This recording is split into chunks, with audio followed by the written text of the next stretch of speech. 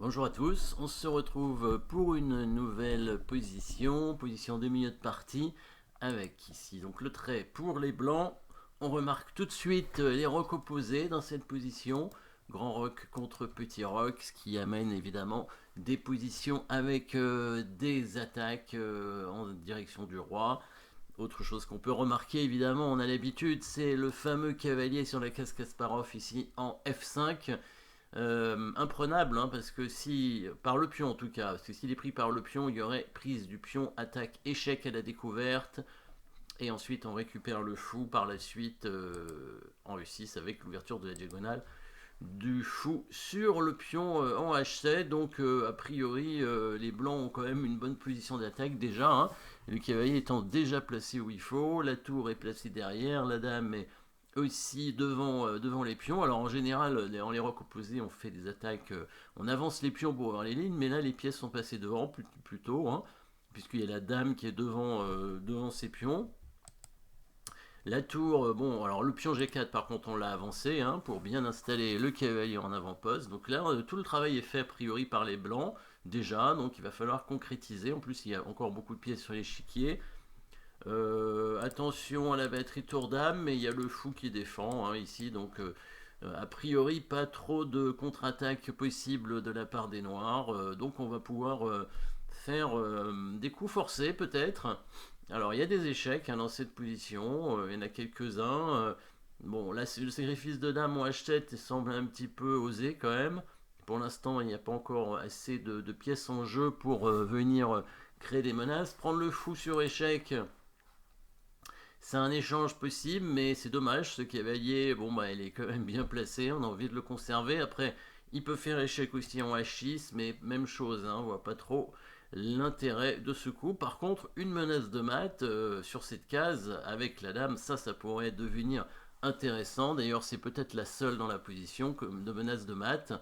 Et étant donné que le cavalier peut pas être pris par le pion, alors là ce serait mat par contre, hein, dame H6, s'il prend le cavalier avec le pion, on reprendra avec le pion, échec à la découverte, et on marquerait très vite en G7 avec la dame, protégée par la tour. Du coup, dame H6, menace discrète, hein, de mat en G7 quand même, et ça c'est embêtant, hein. Alors il va peut-être prendre le cavalier avec le fou, du coup, on reprendra avec le pion, et on menacera la prise du pion G6 avec le sacrifice du fou derrière, hein, pour ouvrir évidemment la tour. Le pion G6 qui ne pourra pas être protégé une troisième fois, hein. Il n'y a pas moyen de le protéger, il semblerait. Donc il va peut-être mettre son fou après en F6 pour essayer de bloquer la case en G7 avec le fou et la dame, hein, puisque quand il mettra son fou ici, il y aura la dame qui va s'ouvrir après la prise du pion G6, que les blancs vont faire quand même.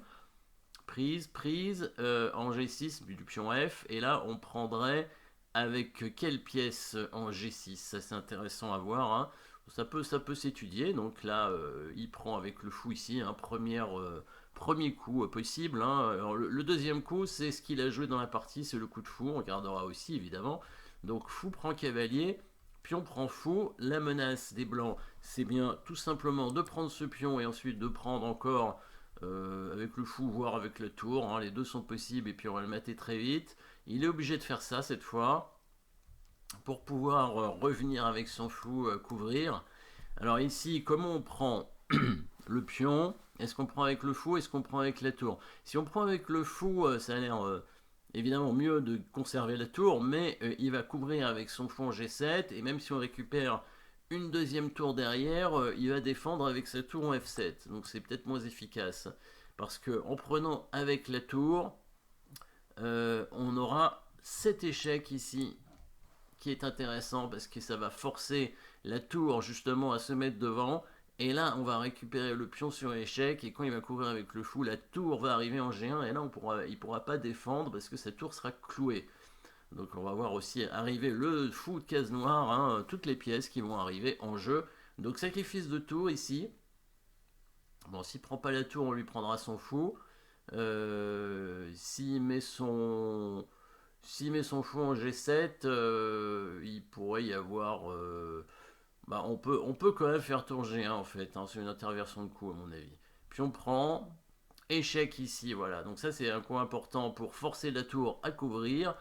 Il prend maintenant G6, voilà, sur échec, et quand le fou couvre, voilà, la tour arrive en G1, donc c'est, à mon avis c'est une interversion de coups si jamais il fait fou G7 ici. Après, il y a d'autres coups sur fou G7 qui sont possibles, j'ai l'impression. Mais sur fou G7 ici, on peut tout simplement faire tour G1 comme dans la partie. Hein. Ici, il prend, on fait échec ici, voilà. Et là-dessus, on peut prendre le pion. Hein. Bah, c'est la même position. Hein. Bon, après, prise de la tour, ce serait probablement encore mieux. Hein. Mais là, ce serait la même position que dans cette analyse ici après tour G1. Donc là, sur G1, menace de mat. Hein, en G7, le roi est obligé de bouger. Il faut qu'il défende sa tour. Et voilà, à l'arrivée du deuxième fou, ça commence à aller à faire beaucoup. Hein. Deux fous, dame, tour, le roi est obligé de partir. Il y a encore du matériel en plus hein, avec les noirs, il y a une tour de plus, mais bon déjà on peut récupérer facilement une qualité. On va faire un petit échec pour voir où il va encore. S'il court avec le cavalier déjà on peut prendre la tour sur échec. Et s'il vient ici, bah, on peut prendre la tour. On conserve deux pions d'avance et puis on devrait récupérer encore certainement du matériel. Il y a le fou en prise. Bon, il a encore un échec. Ah, il peut faire un échec ici. On va bouger le roi. Voilà, bon, on a deux pions d'avance. En tout cas, ça c'est sûr. Bon, il y a la menace de mat avec tour G8. Il va être obligé d'échanger les dames. Hein. Voilà. Et on a la paire de fous. Je pense qu'on peut facilement avoir des menaces. Hein, ce style de formation avec les deux fous ici qui vont menacer mat avec la tour. La position serait gagnante. Tour C7 est pas possible à cause de fou B6 qui va tout de suite gagner qualité, etc. Donc la tour en C8, à mon avis, elle va être perdue assez rapidement. Donc ça, c'était la prise du cavalier avec le fou. Donc le seul coup qui reste, c'est bien le coup fou F6 pour parer la menace. Et comment on va continuer l'attaque ici avec les blancs? Avec l'aide bien sûr de cette dame en H6, hein, le cavalier en F5 pour l'instant est bloqué par le fou. Est-ce qu'il y a un moyen de dégager ce fou peut-être si on avance le pion en G5, il va venir en H8 avec son fou et du coup on ne pourra pas l'attraper. Un passage en équerre, évidemment, hein, vous avez trouvé certainement la menace de menacer mat, mat pratiquement imparable. Hein, alors, pourquoi? Parce qu'il y aura quand même ce fou toujours, hein, on a vu qu'il a la possibilité d'arriver sur cette case en C5 pour bloquer la sortie du roi. Donc le passage en équerre ici avec la tour en G3, on avance la tour devant les pions, hein, passage en équerre qui est... c'est évidemment le terme donné hein, par Hanksmore dans L'Art de jouer les pions, hein, le fameux livre de stratégie que je vous conseille, qui est complexe, hein, mais je vous conseille, il faut s'accrocher pour pouvoir le lire. Mais il parle donc de cette tour qui passe devant les pions, on peut dire coulisser aussi devant les pions. Hein. Il y a beaucoup de termes un peu spéciaux. Donc la tour qui passe devant les pions pour venir attaquer, évidemment, faire batterie avec la dame pour menacer mat ici. Les noirs qui pourront pas défendre ce pion, donc ils vont essayer de s'enfuir avec leur roi. Donc hop, ils enlèvent la tour, logique, la tour en D8 pour peut-être essayer d'éliminer au moins la tour blanche en D1 qui est quand même assez dangereux sur la colonne, qui empêcherait peut-être le roi de partir. Alors échange des tours pour commencer. Donc là il va reprendre la tour avec la dame. La tour arrive en H3 pour menacer... alors est-ce que ça menace mat en tout cas, on peut par exemple menacer d'abord d'amener le fou pour ensuite menacer mat. Mais peut-être déjà la prise en H7 est dangereuse dans tous les cas. Donc là, les noirs ont intérêt quand même à prendre un peu de matériel, sinon ils vont rien. Il n'y a aucune menace hein, de la part des noirs. Hein. Bon, on pourrait peut-être créer une menace avec un coup de cavalier ici. Cavalier E2, dame D1. Là, il y a une menace évidemment. Mais il va surtout se faire mater en fait, hein, parce qu'il y avait une menace aussi de la part des blancs. Vous l'avez vu certainement, évidemment. Mat ici avec les blancs en deux coupes. Pas besoin du fou de case noire finalement. J'avais oublié un mat, puisqu'il y avait le fameux cavalier Kasparov ici, hein, vous l'avez trouvé. Dame H8, fou prend H8 et tour prend H8 mat. C'est pas la partie bien sûr, hein, mais en tout cas c'est la menace des blancs. Donc c'est bien une menace de mat, hein. Dame prend H7 suivi de Dame H8 à l'aide du cavalier ici. Donc les noirs prennent le cavalier avec le pion finalement. Et là, si on prend en H7, le roi risque de s'enfuir un petit peu. Ouais, donc on va essayer de le bloquer. Alors, prise du pion tranquillement ici pour attaquer le fou, ouvrir la colonne de la tour. Donc on voit ici déjà que la dame doit défendre ce fou obligatoirement, hein, sinon il y aura tour G3 et dame prend F6 bien sûr. Le fou est attaqué, donc menace de prendre le fou avec le pion. Simplement pour récupérer le fou et puis pour menacer par ici. Alors, si on refait la même chose que tout à l'heure, cavalier D4. Alors, il peut prendre le fou, hein, il n'y a plus de mat quand il fait cavalier E2 parce qu'il y aura fou C1, mais est-ce que c'est une bonne idée? C'est pas certain. Après, il peut aussi prendre le cavalier, ce serait plus simple, hein, puisque la dame ne peut pas prendre. Hein, donc, c'est peut-être plus simple de prendre simplement le cavalier comme ça. Ah non, attention à cet échec ici. Ce serait pas une bonne idée de prendre le cavalier. Ou alors on fait d'abord échec avec la tour, et ensuite on prend le cavalier. Oui, ça c'est possible. On fait d'abord échec avec la tour, évidemment. Comme ça, il peut pas faire fou G5, et ensuite on prend le cavalier. Là, il peut pas prendre le fou avec la dame, et s'il prend avec le pion, on prend son fou, et on menace mat, imparable ici, avec la dame qui prend le pion, évidemment.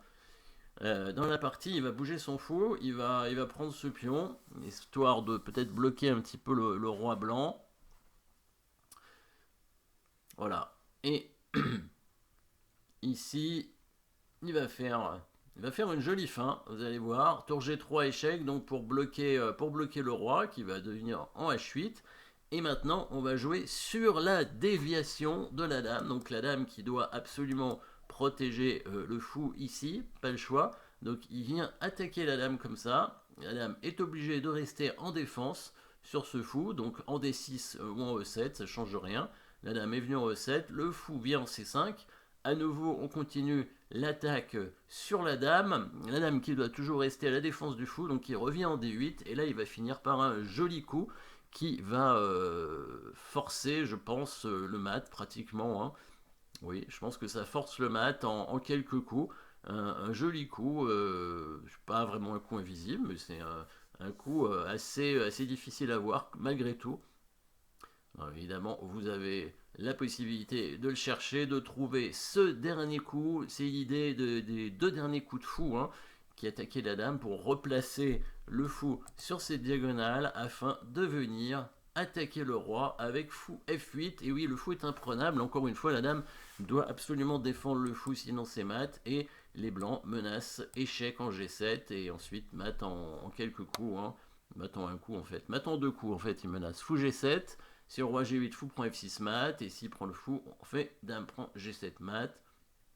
Ici, les noirs n'ont pas de coup, hein. Tout ce qu'ils peuvent faire, c'est retarder en donnant leur dame, le fou, etc. Et c'est un mat. Voilà, petite attaque sympathique, avec pas mal de pièces quand même hein, sur l'échiquier. Bon, en fait, toutes les pièces ont été utilisées pour créer l'attaque, hein, mais le cavalier Kasparov, évidemment, c'est lui qui a dominé la position. Merci d'avoir suivi d'ailleurs cette position et à très bientôt.